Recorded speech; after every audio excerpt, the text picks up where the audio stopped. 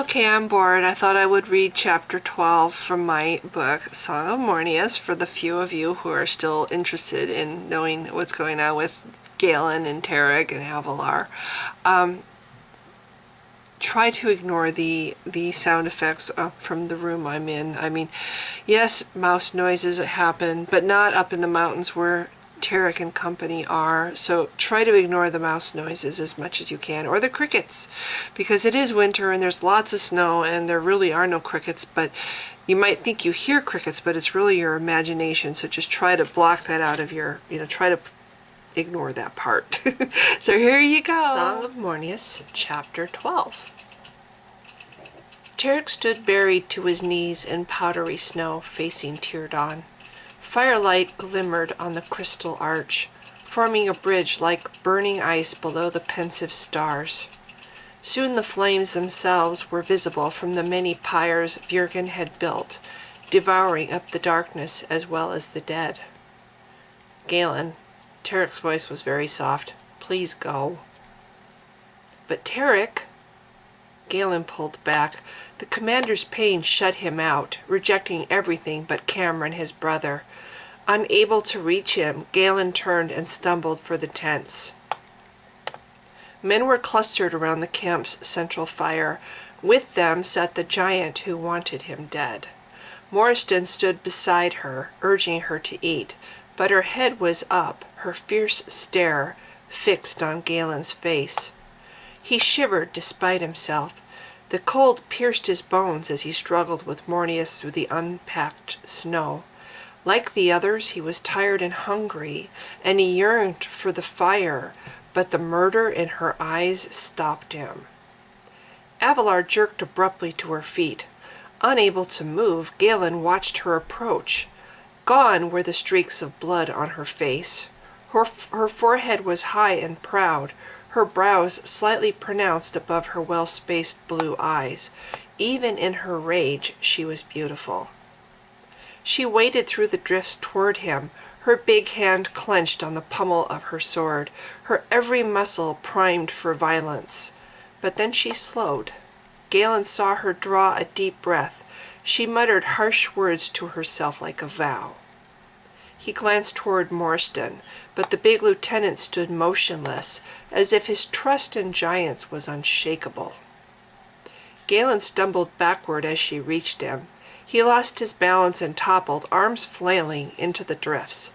She was tall, more than twice Tarek's height. No one could stop her if she decided to kill him.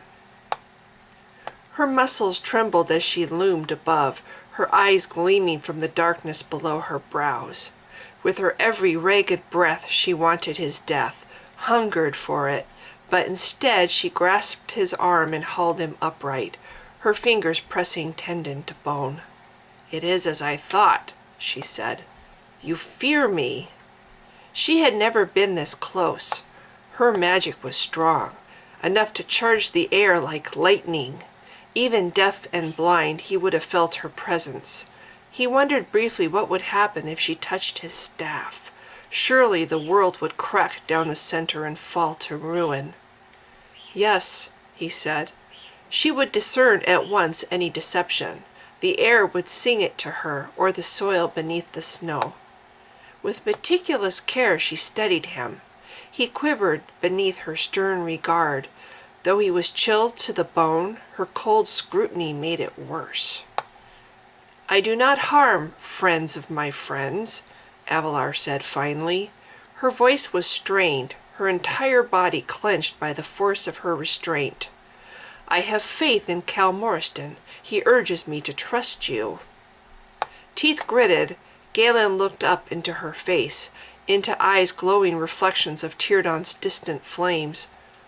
"I wouldn't hurt you," he told her. "Examine my heart if you don't believe me." He paused, groping for words. Then he bent, lay Mornius in the snow, and straightened, spreading his arms before her. "You can slay me. You have the power. I can't stop you without my staff.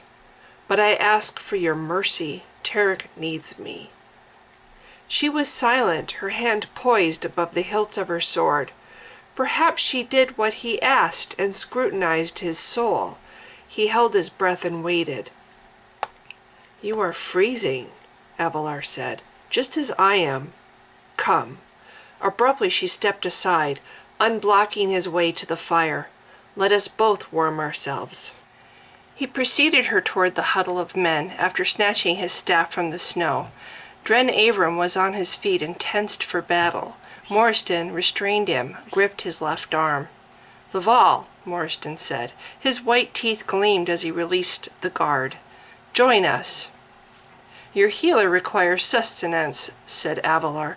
She settled on a boulder near the fire and hunched forward. As she peered into the blaze, its flames leaned toward her. "Old magic," Morriston whispered. Like Galen, the lieutenant watched her intently, his dark eyes glinting red. "Do you know of it, staff wielder?" Galen shook his head as he accepted his rations. Without thinking, he filled his mouth with stew. He knew nothing about magic. Mornius itself was a mystery. "There is a legend." Morriston sat on a log opposite the giant. He nodded at Abelard as Galen joined him. "She could tell you better than I. The giants remember the time before humans, the time before we were brought here." Abelard glanced at him over the fire. "You arrived with the warders. When our son was reborn, new life appeared, as well as new gods. But," she shrugged, "the elves share this tale, not giants. We have little to say when it comes to humans. We are Talankai's oldest race. We have other stories to tell." Morriston fiddled with his spoon, toying with the stew. "We do not question your people, Abelard, but since you know this legend, will you repeat it for us?" She looked down at her folded hands and shook her head. Leaning sideways, Galen tapped Morriston's knee with his staff. "Will you tell me?" The big lieutenant met his eyes. In a very low voice he replied, "She does not want the story told. Another time, Laval." Galen sank back. So much of the world was unknown to him.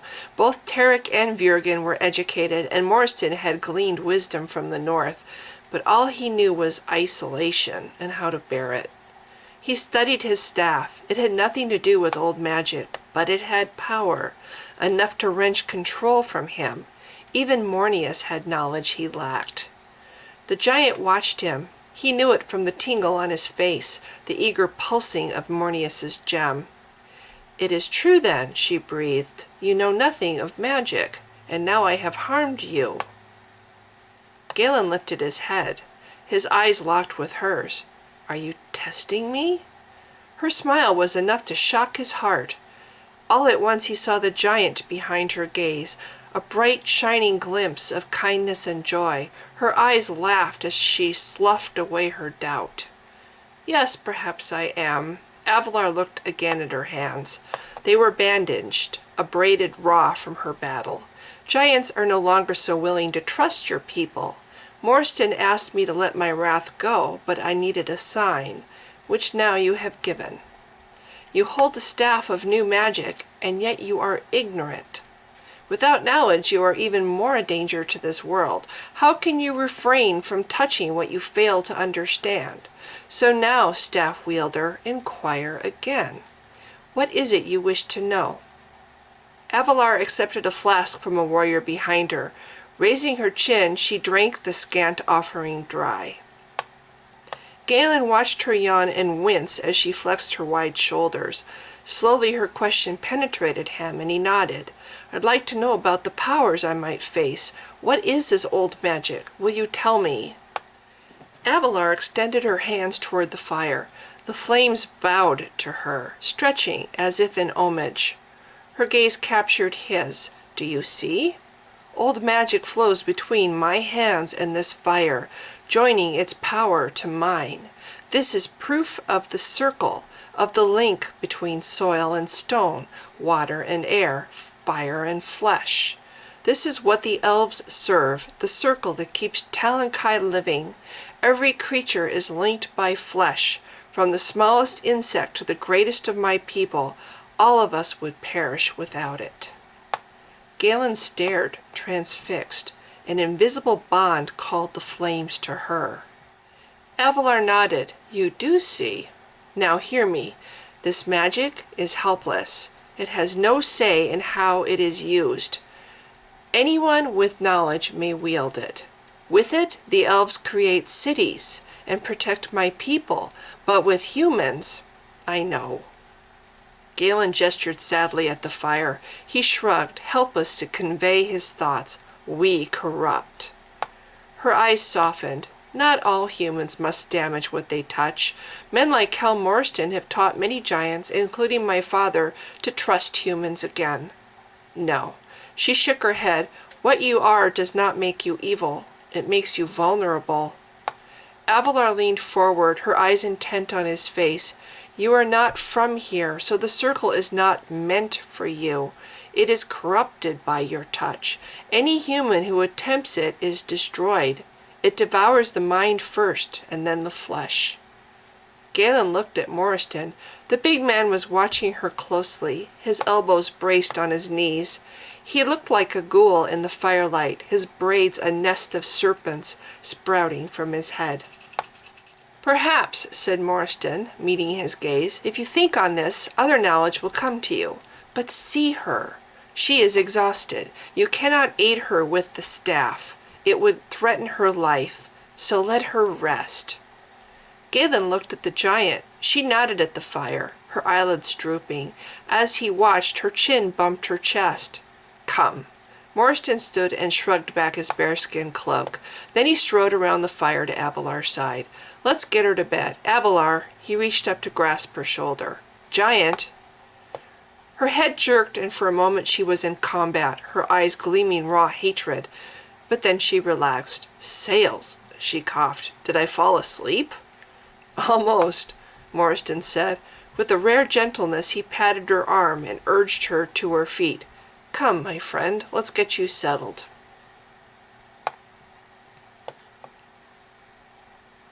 Galen smiled to himself.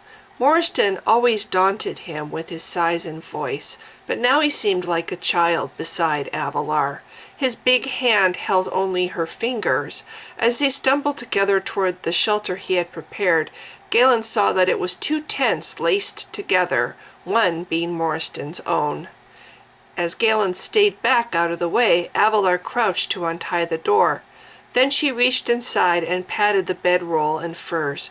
With a grateful sigh she crawled in, the back wall bulging as she settled herself. Morriston helped the giant secure the tent. Then he straightened and stepped to Galen's side. Come with me. Galen nodded. It was a command, not a request, and Morriston's grip on his arm was urgent. The lieutenant led him back toward the fire, then stopped him all at once. You want to know more? Galen nodded. Why can't I help her? Wind blasted through the camp. It tugged hard at Morriston's braids until he shivered beneath his fur. By degrees his grip relaxed until Galen pulled free. You think I'll hurt her, don't you?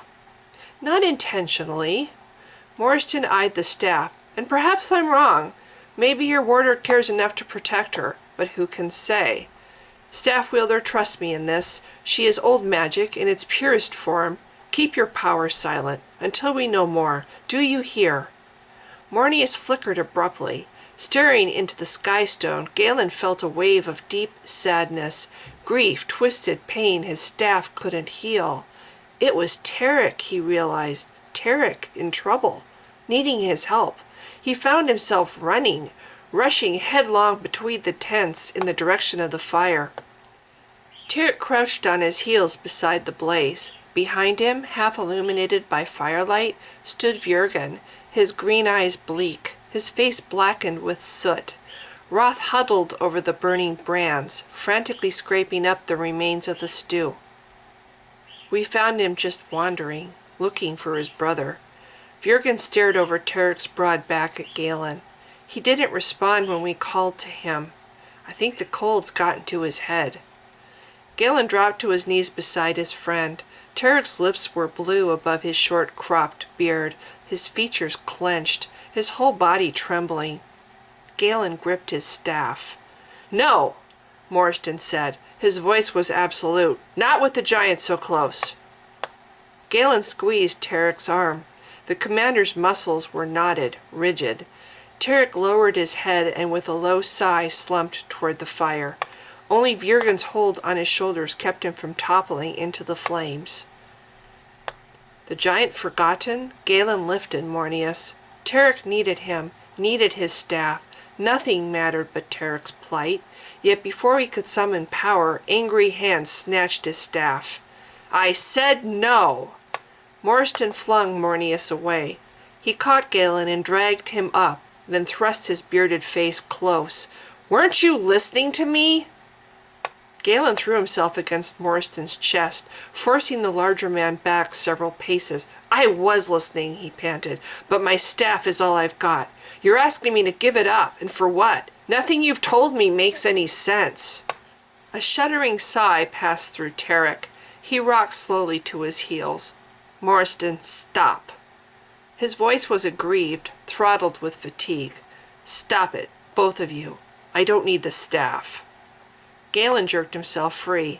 A strange elation frayed the edges of his wrath. He had stood up to Morstan, despite his old fears. Without a word, he knelt again at Tarek's side. You've got to get warm, Tarek. You need help. Tarek was silent, glowering at the fire. I don't need anything, he said. Then he shrugged off Virgin's hands and stood. Turning stiffly, arms locked across his chest, he faced Morstan. You forbid him to use his staff? Have you lost your mind? Cal Morstan met Virgin's hard gaze with eyes just as fierce. Everything's changed now, Commander. Old magic and new cannot mix. What do you think would happen if a warder touched the circle? Talonkai would die. We all would. I've already touched the circle, Galen said. Whenever I use the staff, I touch air or dirt or rocks. Nothing bad has happened. Tarek stiffened and glanced at Galen. Stay out of this, please. I would like to make this brief. Without pausing, Tarek rounded on Morstan, his fist pressed hard against the other's wide chest. I don't know what you've told him, but listen. We need Holram. We need power to match millions, and we need Galen to give it to us. You can't, Tarek, not if Avalar— Forget the giant! Tarek glared into Morstan's face. We don't even know that she'll remain with us, and even if she does, why would the staff be a danger? Mornius touches old magic all the time. That's why it was created, to help Holram touch our world. Do you hear me? There is no threat. How can you be sure? Morstan leaned into Tarek's fist. In this he would not back down. He was from the north. His people cherished giants. Tarek, the elves have said— Morstan frowned. Tarek swayed on his feet. His forehead gleamed in the firelight. You speak of elfin folk, said Tarek. Commoners. The oldest remembered the time before humans, when Sephram ruled alone. But Seeker elves know more. They have studied the warders and their power. If Mornius was a threat, they would have said something to warn Galen. Morstan. Tarek clutched at the lieutenant's arm. As his strength ebbed, he sagged against the larger man. We've made it this far, haven't we? Now, let Galen be. He knows more about that staff than anyone. Galen stepped in close to his friend. As he did so, he flicked a glance at Morstan. The lieutenant's dark eyes were filled with doubts as well as concern, yet he held himself silent, the muscles of his face rigid. Go, Galen said. Take him. I'll catch up. Just let me grab my staff. Morstan nodded. With a reassuring arm, he guided Tarek gently toward the fog-blurred line of the tents.